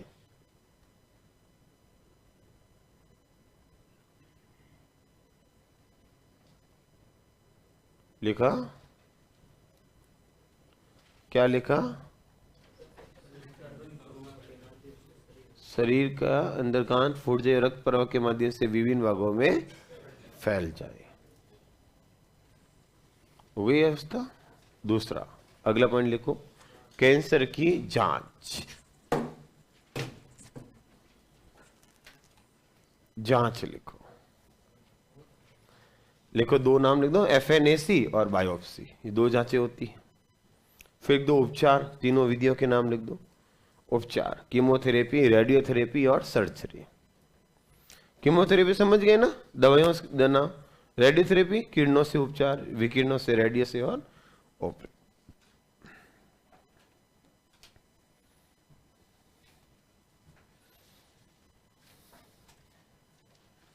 next fine needle aqueous cytology.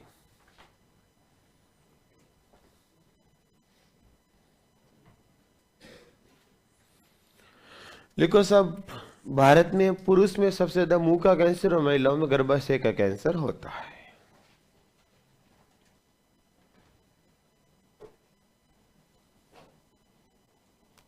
तो कोशिश की है मैंने कैंसर में कम से कम शब्द ले और बेसिक जानकारी आ जाए।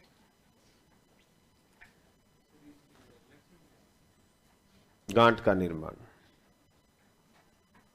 लक्षण क्या होंगे? गांठ बनना, अनियंत्रित सेल डिवीजन। सबसे पहले लक्षण ही तो लिखाया है, पहली लाइन ही क्या लिखी देखो, गांठ बनेगी तो आपको पता चलेगा, और तो कैसे पता चलेगा? डॉक्टर के पास जाएंगे, गांठ क्यों बनी, इसका पहला लक्षण ही गांठ है। अनकंट्रोल्ड सेल डिवीजन मतलब भी क्या हुआ, कोशिकाओं की संख्या ज्यादा होना, और एक जगह कोशिका की संख्या ज्यादा होगी तो वो क्या बन जाएगा। अरे भाई आपके कभी मस्सा होता है जिसमें क्या होता है, वो भी तो एक छोटा कैंसर ही है, जिसमें अनकंट्रोल्ड सेल डिवीजन ज्यादा हो गई, हद से ज्यादा, तो वो लंबी हो गई, संख्या बढ़ गई। ब्लड कैंसर अलग है मैम, उसमें WBC की संख्या हद से ज्यादा बढ़ गई। तो कैंसर क्यों बोला, क्योंकि कोशिका की संख्या बढ़ी, और कोशिका की संख्या बढ़ने तो क्या कहलाया, और कौन सी कोशिका बढ़ गई, WBC, जो खुद ही को खुद से मारना प्रारंभ कर देती है। खुद के ही कोशिका अंगों के खिलाफ एंटीबॉडी बना के खुद को ही मारेगी। तो ऐसी स्थिति आएगी, खुद के अंग मरेंगे तो एक दिन आएगा और वो चला जाएगा, मतलब WBC बढ़ना हो जाएगा। बताया नहीं बताया, WBC में लिखा है ना शायद ल्यूकेमिया में। Okay done, next.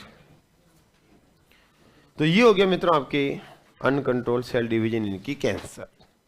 आगे बढ़े, कौन से रोग बचे हैं, हो गए सब जितने मैंने लिखा है, जो लिखा है वो सब हो गए। तो लगे हाथ हृदय रोग तो पढ़ा दिए ना, तो लगे हाथ आनुवांशिक रोग भी लिख देते हैं ताकि रोगों का पूरा मामला ही खत्म हो जाए। लिखो जेनेटिकल डिजीज, आनुवांशिक रोग, जेनेटिकल डिसीज, ताकि एक रोग नाम का टॉपिक पूरा ही अलग रह जाए आपके। आनुवांशिक रोग, एक मुझे आपको मैं काम देता हूं याद दिलाना, हालांकि मैं पूरा याद रखूंगा पर कई बार बातों बातों में भूल जाते। जैसे आनुवांशिक रोग पूरा हो तो मुझे बताना कि सर आंख के रोग पढ़ाए नहीं है, ताकि अथवा रोग टॉपिक पूरा एक ही जगह रहे, बार बार रोग कोई भी हो लगभग सब एक जगह आ गए।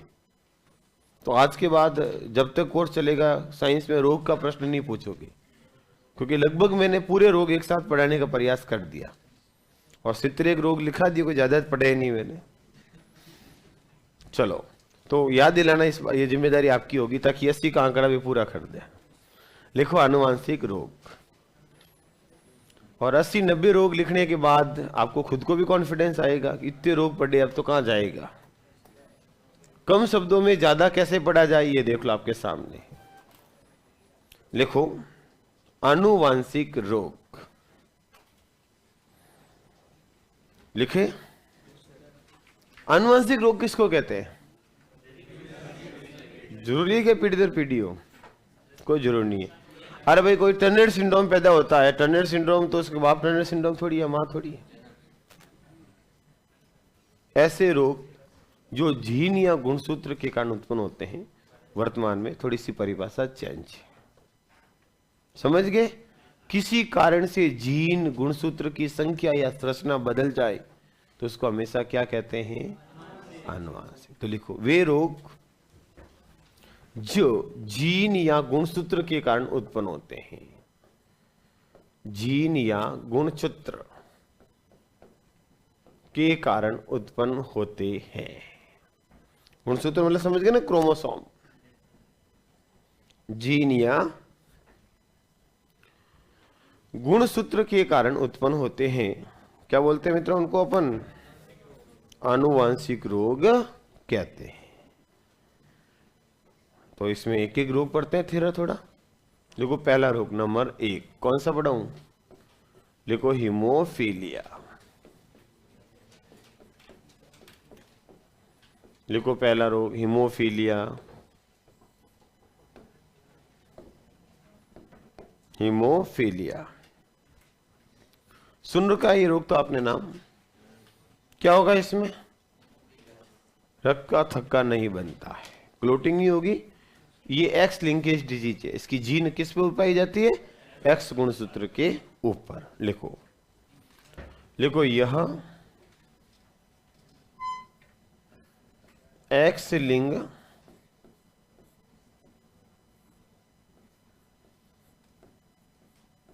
सहलग्न रोग होता है।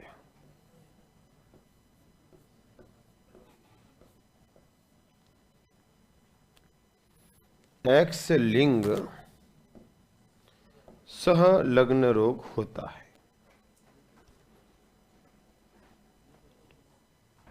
पहले तो होगा किसके ऊपर, एक्स गुणसूत्र के ऊपर। यह केवल किस में होता है? पुरुष में। महिलाओं के अंदर यह रोग नहीं होता है। लिखो लिखो, पहले तो देखो, इसमें रक्त का थक्का नहीं बनता, क्लोटिंग नहीं होगा। लक्षण क्या है? रक्त का थक्का नहीं बनता।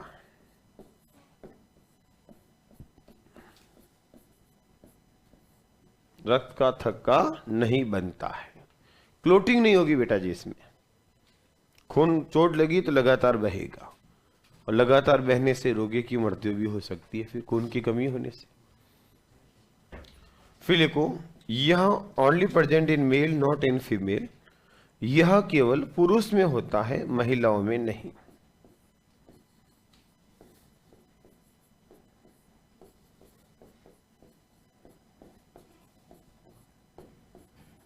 महिला में नहीं।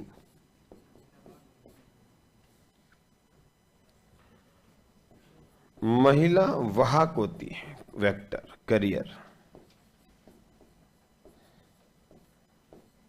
महिला क्या होगी मित्रों इसके अंदर?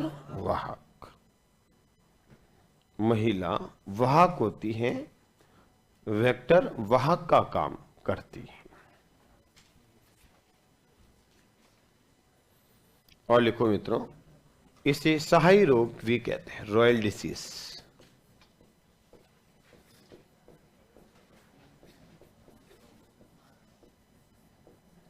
इसे सहाई रोग, रॉयल डिसीज भी कहते हैं।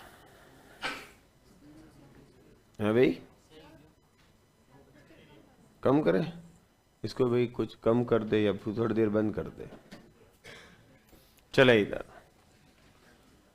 किसकी बात कर रहे हैं अपन? हीमोफीलिया की। क्या सर इसको सही रोग क्यों कहा? क्योंकि ये राजाओं का रोग है। तो फिर क्यों पूछा मुझे? खुद ही पूछ रहे, खुद ही उत्तर दे रहे।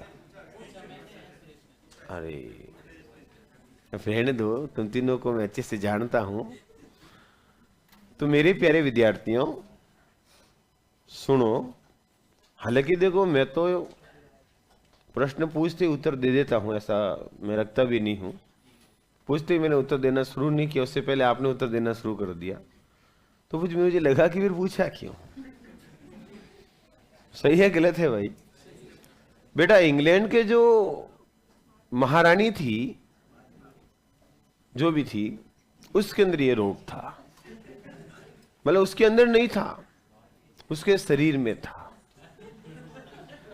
कहने का मतलब समझ गए ना भाई? महिलाओं में तो रोग होता नहीं है, लेकिन उसकी जीन उसके शरीर में थी, और उसने गिफ्ट दिया अपने बेटे को, राजकुमार को। तो ये बेटे में रोग था, जांच पहले उसमें हुई। तो ये राजाओं का रोग है, इसलिए इसको बोला रॉयल डिसीज, राजा रानी का रोग। और अपन न तो राजा न रानी है, तो अपना ये रोग नहीं है। याद करो, अपन इतने बड़े हुए हैं,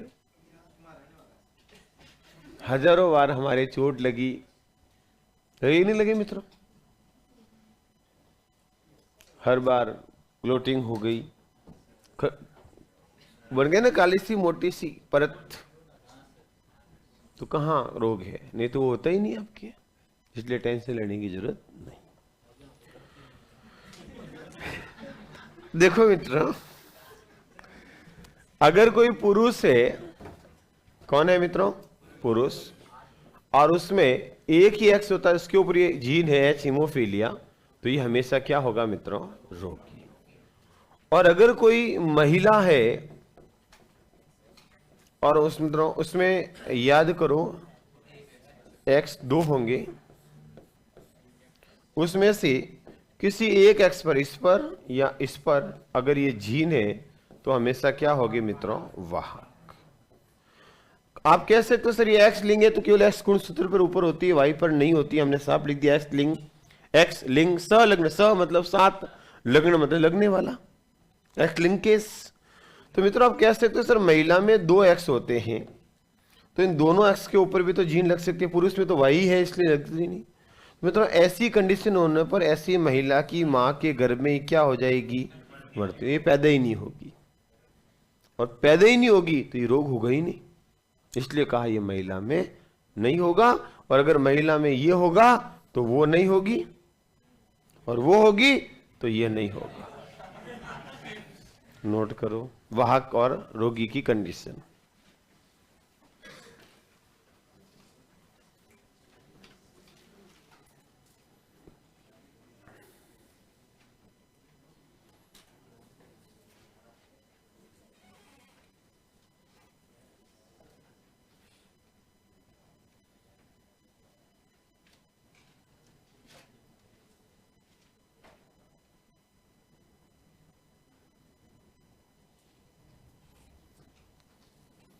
कंडीशन दे देना 4 ऑप्शन में, इनमें से कौन हीमोफीलिया का रोगी है तो ये कंडीशन, और पूछ ले कौन वाहक है तो ये कंडीशन। प्रश्न बनाने वाला कुछ भी बना सकता है, हमें बेसिक जानकारी आनी चाहिए।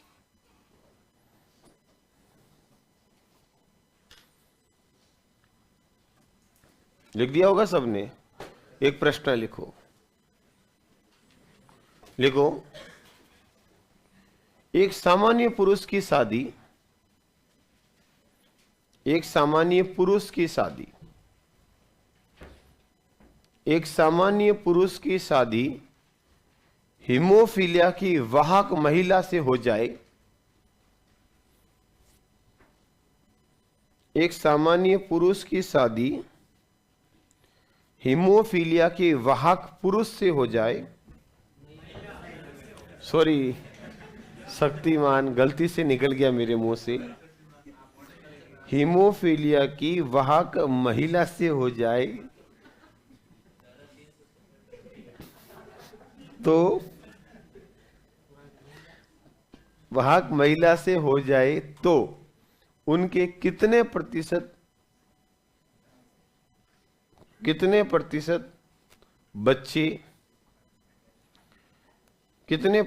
बच्चे के हीमोफीलिया होने के चांस होंगे, बताओ। 50 कर लिया क्या? देखते हैं इधर, इधर देखना मित्रों, क्या दिया?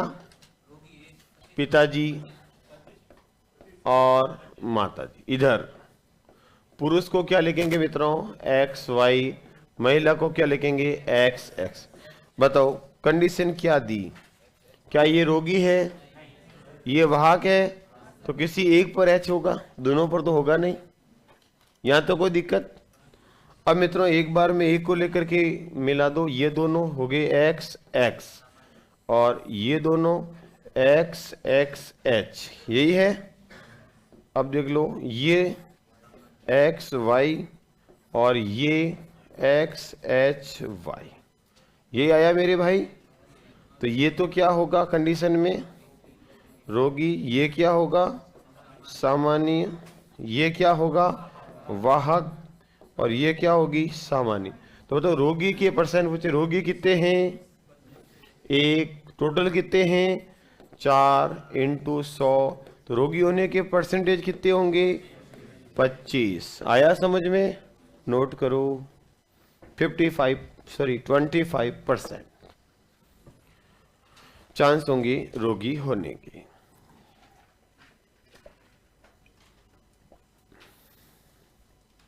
वाहक होने के परसेंटेज पूछे तो 25 और स्वस्थ के 50।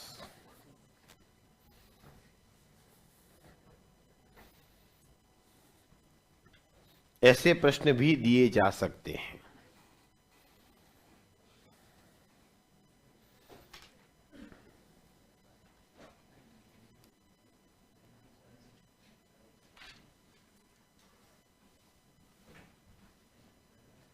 नोट कर लिया? चलो तो शेष पढ़ते हैं फिर कल। Thank you.